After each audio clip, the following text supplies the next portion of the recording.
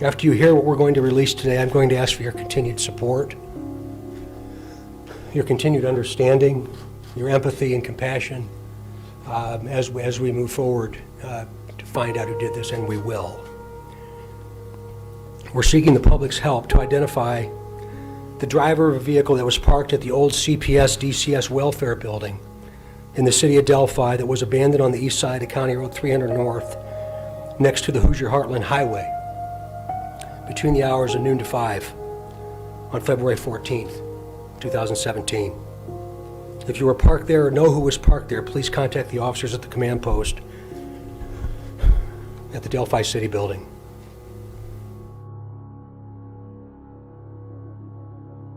In 2019, law enforcement believed that the suspect had parked his vehicle in the lot of the abandoned CPS DCS building on February 13, 2017 at 12 p.m. or shortly thereafter.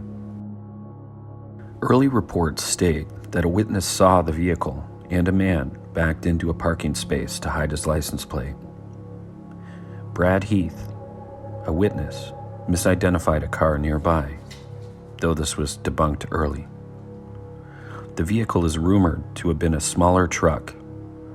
There are no camera images of this vehicle. In February of 2021, a case insider leaked what is believed to be legitimate information to groups, which explain law enforcement's position on why the main suspect is being looked at. He apparently has an alibi, but due to cell phone pings, he's placed near the scene between 12 and 5 p.m. that day.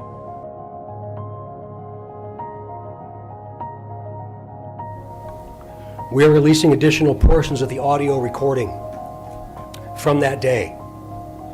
Please keep in mind, the person talking is one person and is the person on the bridge with the girls.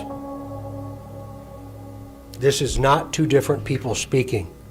Please listen to it very, very carefully.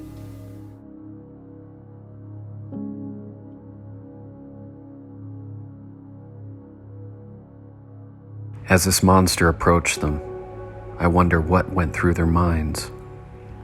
Did they know what was about to happen? Why else would he have brought binoculars, cuffs, a gag, and other items?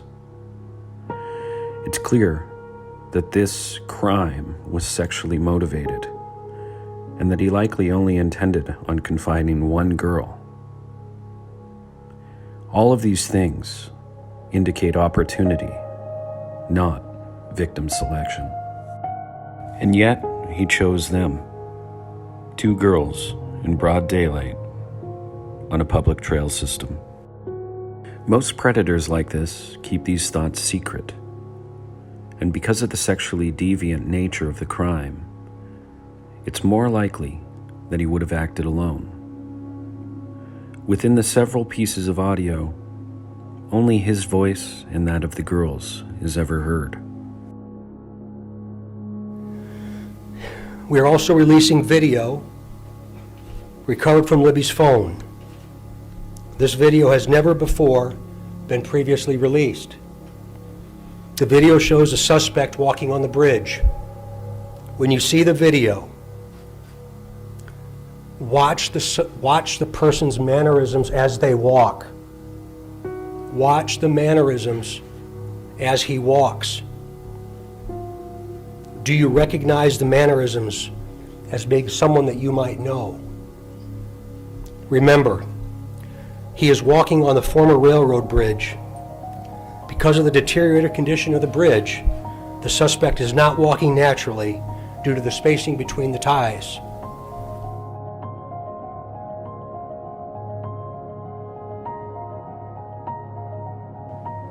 Last week, Kate and I went to Delphi, Indiana to attempt to ascertain the height of the suspect.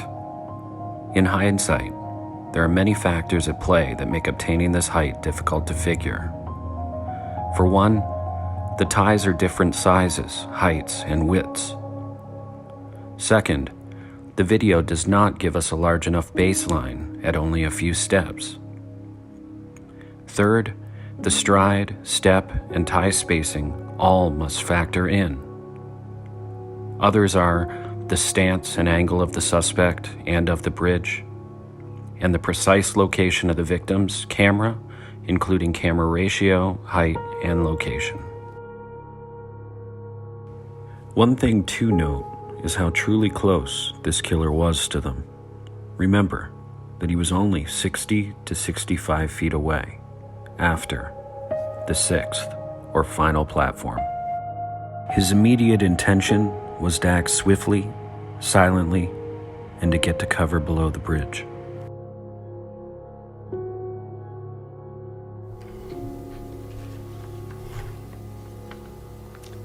During the course of this investigation, we have concluded the first sketch released will become secondary as of today.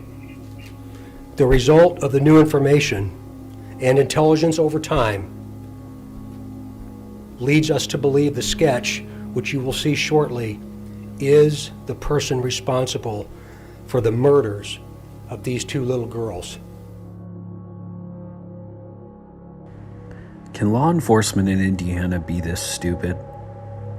Given the info recently released involving the Anthony Schatz profile, are we to seriously believe that officials thought and entertained the lies of Keegan Kline for years? Might they have truly believed that this man was responsible for the murders? Lee Kerr said so nearly a year ago. And I believe that this man is the image in the sketch. Using images stolen by this man, 27-year-old Keegan Kline of Peru, Indiana. We also believe this person is from Delphi, currently or has previously lived here, visits Delphi on a regular basis, or works here. We believe this person is currently between the age range of 18 and 40, but might appear younger than his true age.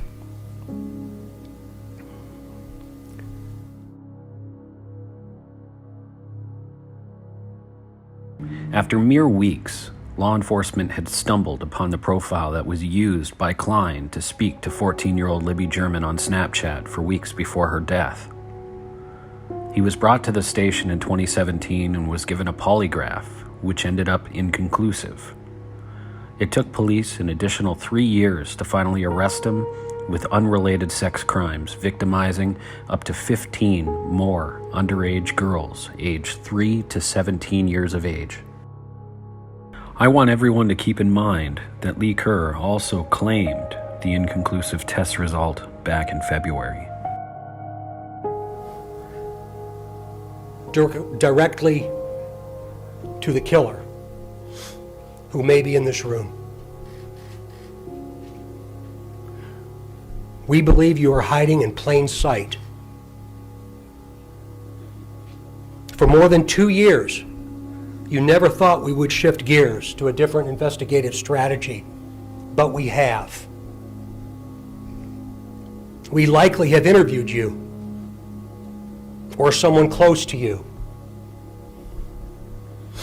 We know that this is about power to you,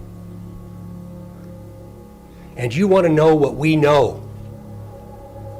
And one day, you will. With recent technological advances, this should be easy for law enforcement. It is my belief that the search warrant yielded enough results that they should have the answers that they need to convict someone. The profile leads into the house and nowhere else. Clearly, it doesn't lead to Keegan Kline. Without explicitly saying who I'm talking about, I think it's obvious. The summary of Lee Kerr's statements give us insight into why Kline is allowed to sit outside of jail for 3 years. Maybe you guys should listen to the logic of the outside and allow the town to take back their lives. You furthered the victimization of everyone involved in this case with your statements. Lesenby and others screwed up on the night that they went missing. He called the search off, canceled canine units, and now the Indiana State Police allowed a confessed child predator to live on the streets of Peru for years, knowing the link to this crime. And in your little county, you have corrupt commissioners who have been caught double-dipping, an unsolved arson that killed 4 girls, bodies floating down Deer Creek that were never found, police officers committing suicide while on duty, shady land deals, racketeering, crooked mayors, state grant fraud, charity fraud. Enough is enough. And let's not forget what you all did to Ron Logan. It's disgusting. But don't you worry. For some of you, the orange jumpsuit, it's coming too.